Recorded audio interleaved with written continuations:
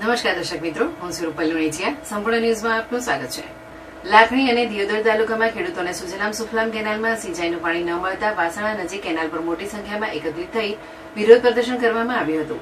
વરસાદ ખેંચાતા અને ભૂગર્ભ જળસ્તર ઊંડું જતા મગફળી સહિતના પાકને બચાવવા ખેડૂતો દ્વારા તાત્કાલિક કેનાલમાં પૂરતું પાણી છોડવાની માંગ કરવામાં આવી હતી.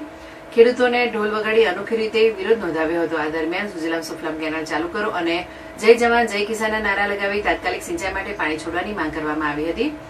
ખેડૂતોના જણાવ્યા મુજબ આ વિસ્તારમાં વરસાદ ખેંચાતા ખેતીના પાકને સિંચાઈના પાણીની તાતી જરૂરિયાત ઉભી થઈ છે. છેલ્લા 5 દિવસથી કેનાલમાં પાણી બંધ હોવાથી મગફળી સહિતના પાક સુકાવા લાગ્યા છે. ભૂગર્ભ જળસ્તર પણ સતત નીચે જઈ રહ્યું હોવાથી ખેડૂતો માટે કેનાલનું પાણી બચાવવા મહત્વપૂર્ણ બન્યું છે.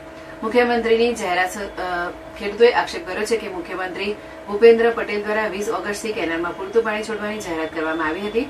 તેમ છતાં સ્થાનિક તંત્ર અધિકારીઓ અને જવાબદાર કોન્ટ્રાક્ટરોની બેદરકારીના કારણે છેવાડાના વિસ્તારો સુધી પૂરતું પાણી પહોંચ્યું નથી. આ મામલે સરકાર દ્વારા તાત્કાલિક ધ્યાન આપી જવાબદારો સામે કાર્યવાહી કરવાની માંગ કરવામાં આવી હતી. ખેડૂતોએ યોગા પમ્પિંગ સ્ટેશનના 5 થી 6 પંપ તાત્કાલિક શરૂ કરી કેનાલમાં સતત 24 કલાક પાણી છોડવાની માંગ કરી છે. ખેડૂતોના જણાવ્યા મુજબ પંપ શરૂ કરવામાં આવે તો લાખણી અને દિયોદર તાલુકાના પૂર્વ પટ્ટા સુધી પાણી પહોંચાડી શકાય તેમ છે, જેથી સુકાઈ રહેલા પાકને બચાવી શકાય.